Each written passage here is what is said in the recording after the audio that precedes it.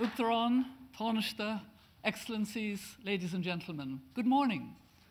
Bonjour. Buenos dias. Bon dio. Jumbo. Giagiv. That's the Irish.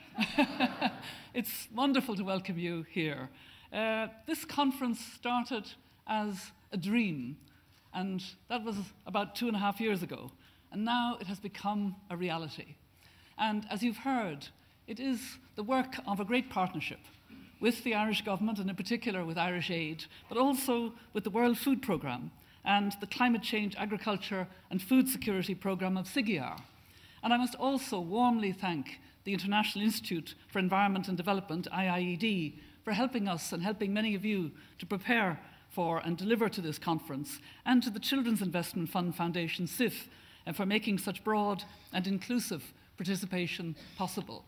On Saturday morning, I joined with a number of you as you arrived to meet and greet you, and I was so taken by the way in which you were linking with each other, wanting to share your case studies, wanting to hear what people from very different parts of the world, from the Arctic, from Mongolia, from various parts of Africa, Latin America, and Asia. It was just so exciting. I hope our conference is as exciting as your workshop was over the weekend, because we really want, as you've heard, to listen to you.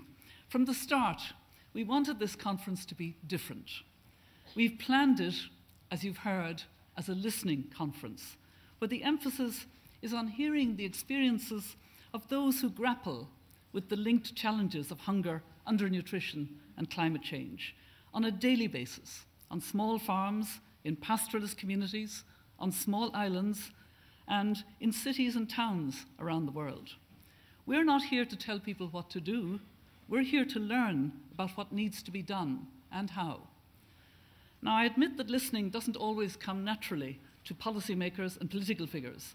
So I'm challenging all of us that fall into that category to really take this opportunity to listen to the voices gathered here in Dublin. It's rare to have so many diverse experiences under one roof, and we must make the most of this opportunity through a respectful and inclusive dialogue. Let's be honest and admit, as we've heard, that we haven't made the progress we desire on tackling hunger, nutrition, and climate change. The shocking statistics on hunger and undernutrition highlighted by the Uachtaráin and Tánaiste this morning are an affront to us all. It makes no sense, morally, economically, or developmentally, that children are undernourished and unable to reach their full potential. But it's also an injustice passed from one generation to the next, as we fail to address the root causes and fail to solve the problem. If we continue to address hunger, nutrition, and climate change as separate issues, we won't solve any one, much less all three of the challenges. People are hungry and undernourished for many reasons, including lack of access to resources, the absence of rights, conflict, natural disasters, and now climate change. Climate change is the last straw for many, caused by people living lives vastly different to theirs and enjoying a quality of life they can barely imagine. It is indiscriminate in its impacts, hurting those who have contributed least to the problem the most.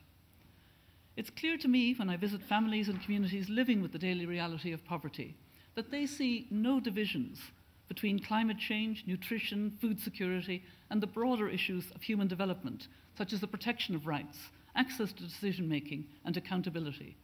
All of these issues are linked, closely related, part of the reason why people are poor, powerless, in ill health, or hungry. Our challenge is to understand these linkages in the same way as those experiencing them do, and to design responses that solve the closely related problems. That's what this conference gives us an opportunity to do. I hope that through our discussions, we can extract some wisdom and powerful messages to help shape the way we do development in the future. As you've heard, our meeting is timely, given that we have a window between now and 2015 to design a new international development agenda. This matters because commitments made at the international level in turn inform national and local policies. And today we turn the tables to look from the grassroots up rather than from the top down.